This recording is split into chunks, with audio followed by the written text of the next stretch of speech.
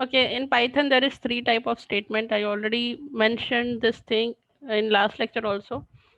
Three type of statements are there: sequence, condition, and iterative.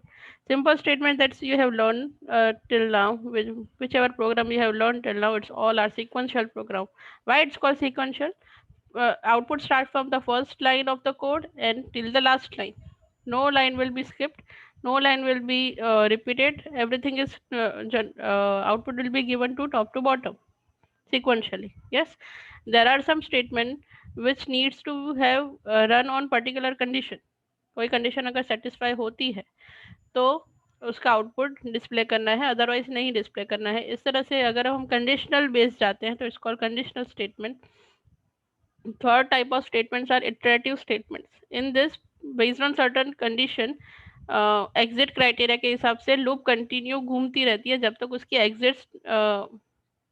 Exit condition नहीं हो जाती कि उसको एग्जिट कब होना है, ये अगर हम डिफाइन नहीं करते तब तक वो लूप घूमती है.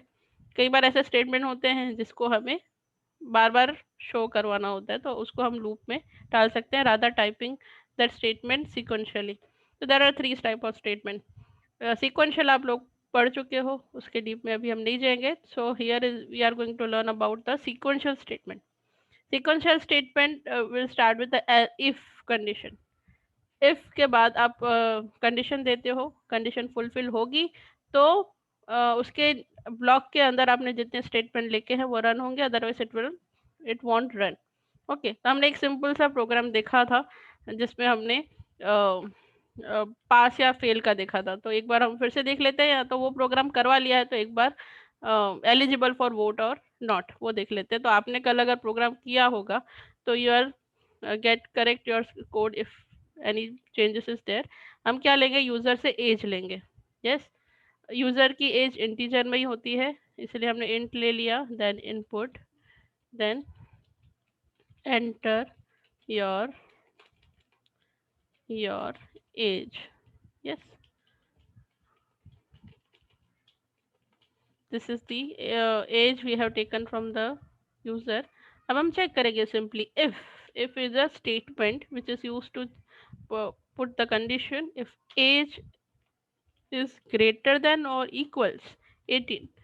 एज जो भी यूज़र वैल्यू एंटर कर रहा है वो 18 से ज़्यादा है तो हम कॉलन करके लिख देंगे print you are eligible for vote. अगर आपको लिखना है कि अगर वो 18 से नीचे वाली वैल्यू डाल रहा है तो आपको मैसेज प्रिंट करना है तो आप एल्स के अंदर में प्रिंट करोगे print you are not eligible. Clear? Okay, अब हम इसको सेव करेंगे.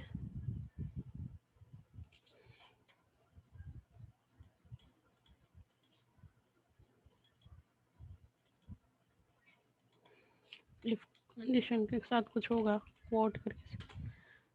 Okay, let's run it.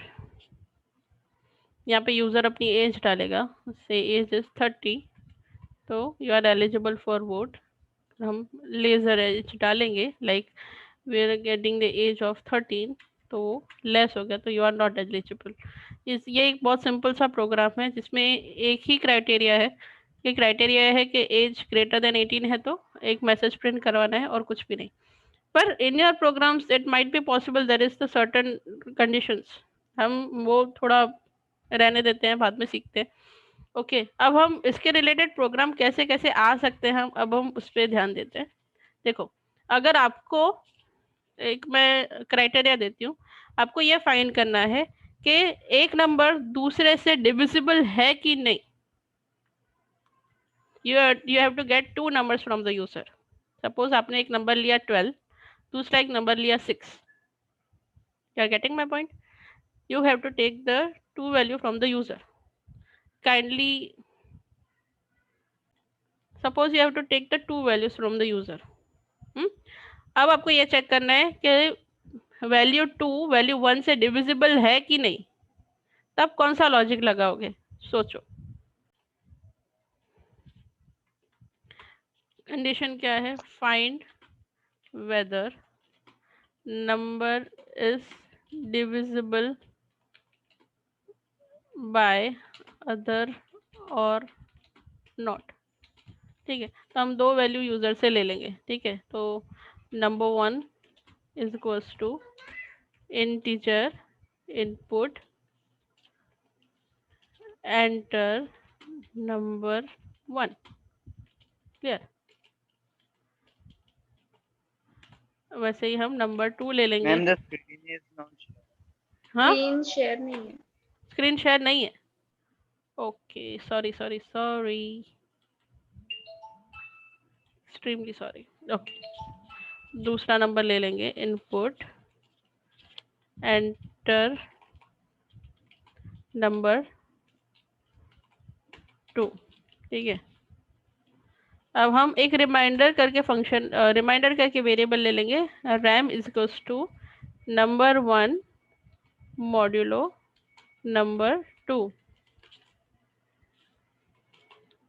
ठीक है, अब हम रैम को चेक करेंगे। इसमें क्या हुआ, नंबर 1 और नंबर 2 का डिवीजन हुआ, फिर उसका जो रिमाइंडर बचा वो किस में जाके स्टोर हो गया, रैम नाम के वेरिएबल में। अब हम इस वेरिएबल पे कंडीशन चेक करेंगे, if rem is double equal 0 then divisible, else not divisible. Agree. तो हम लिख देंगे if rem double equals 0, double equals आता है, सिंगल इक्वल्स मत करना, single equals is assignment operator, double equals is equality operator. तो हम यहाँ पे इस तरह से लिखेंगे, देन प्रिंट नंबर 2, थोड़ा बड़ा लिखना है तो लिख सकते हो, या तो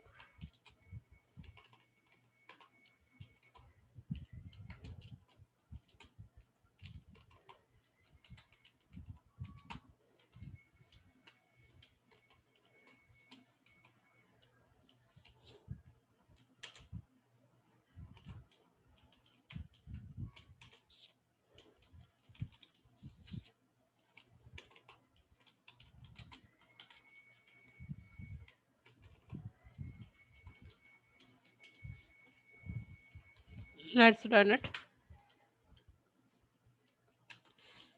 sorry,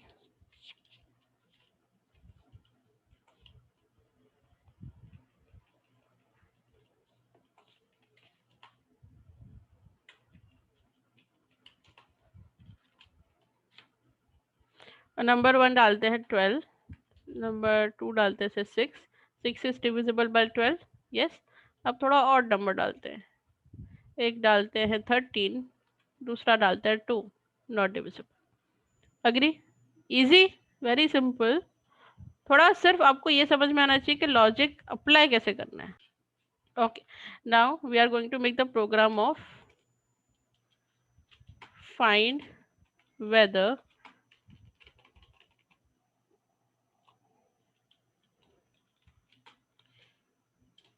number is negative, positive और 0। ठीक है, ये हमारी होगी डेफिनेशन। अब हमें एक नंबर यूज़र से लेना है, तो नंबर करके हम ले लेंगे यूज़र से, इंटीजर वैल्यू ही प्रेफर करने की। इनपुट, फर्क तो कोई नहीं पड़ेगा फ्लोट लोगे तो भी। Enter any number.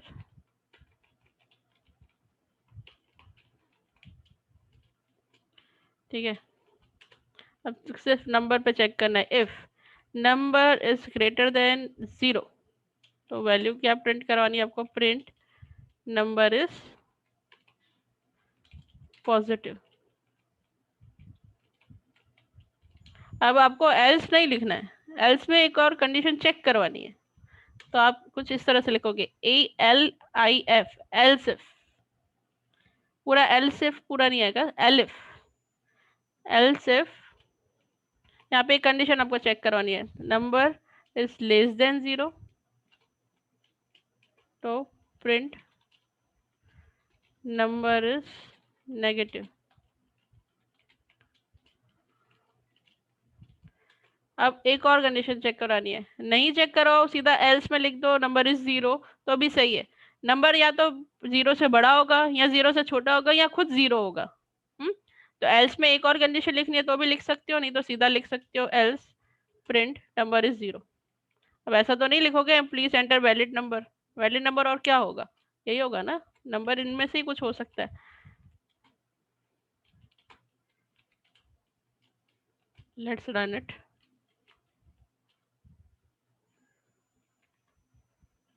Number is positive.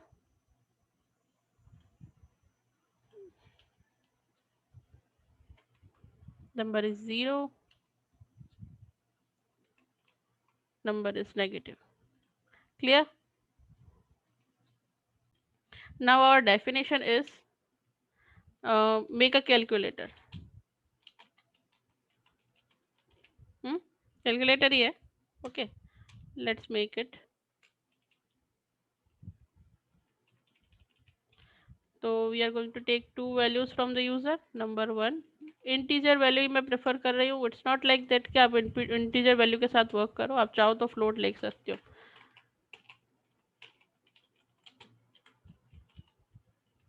Copy paste कर सकती थी, चलो ना लिख देते हैं. Number 2 equals to integer input enter value 2.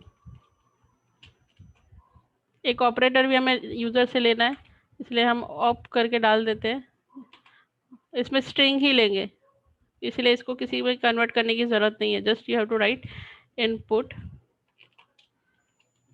Enter operator from range दे दो भाई, इतने ही होते हैं ऑपरेटर, कुछ अलग से मत डालना ऐसे.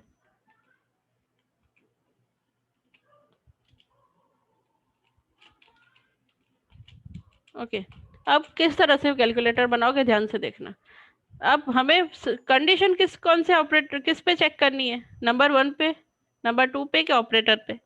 कंडीशन किस पे चेक करोगे आप? ऑपरेटर पे. तो हम ऑपरेटर पे कंडीशन चेक करेंगे, इसलिए क्या लिखेंगे, if op double equals plus.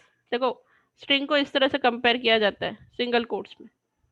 If op double equals plus, तो simple answer is equals to number 1 plus number 2. Okay.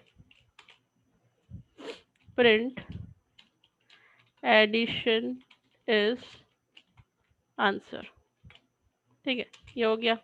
अब हमें else में भी कंडीशन चेक करनी है, तो elif अगर वो प्लस नहीं है तो क्या वो माइनस है, वो चेक करने के लिए op double equals minus, same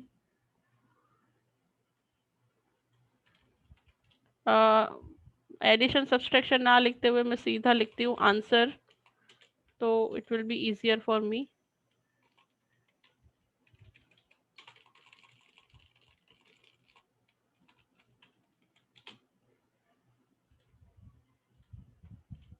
यहाँ पे लिख दिया तो चलेगा. अगर वो प्लस भी नहीं है माइनस भी नहीं है तो क्या वो मल्टीप्लिकेशन है, तो हम एल्स में एक और कंडीशन चेक करेंगे, if op double equals multiplication, तो हम क्या लिखेंगे,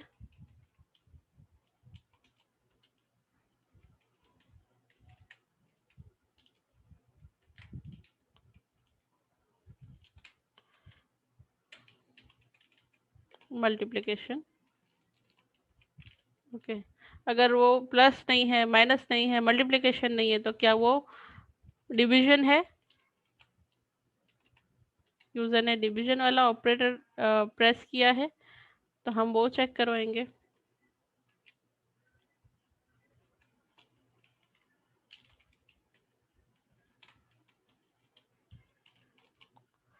ओके. अगर इसमें से कुछ भी नहीं किया है तो यूजर ने कुछ अलग ही डाला है जो सही नहीं है. तो एल्स में आप सिंपली लिख दोगे, अगर इसमें से कुछ भी यूजर ने नहीं डाला है तो एल्स में एक सिंपल सा एक प्रिंट स्टेटमेंट डाल दोगे, please enter valid operator.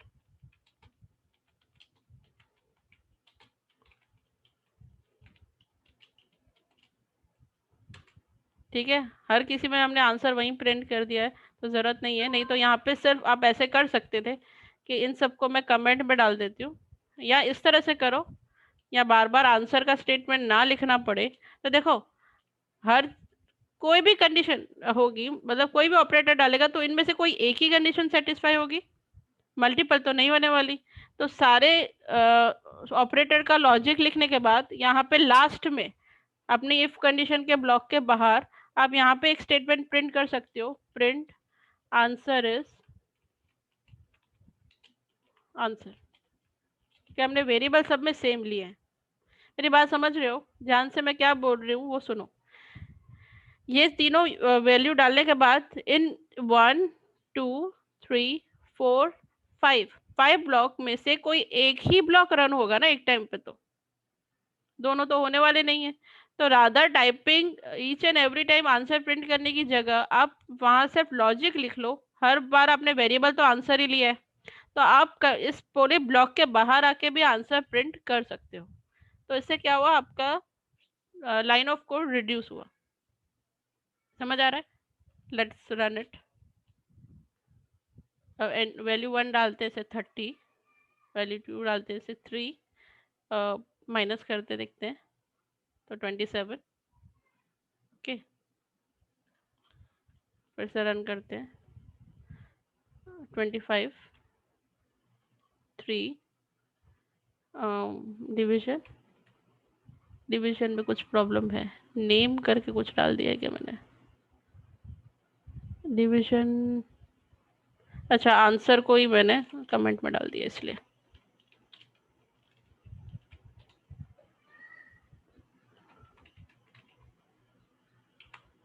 Okay, answer आ गया। और अगर हम कुछ अलग से ही डाल देते हैं, कुछ अलग ऑपरेटर डाल देते हैं, से एट द रेट डाल दिया, तो एंटर वैलिड ऑपरेटर, हाँ तो फिर यहाँ पे आंसर की प्रॉब्लम आएगी कि answer is not defined. Okay, तो बेटर है अंदर ही प्रिंट कर देना चाहिए। Okay, right it down.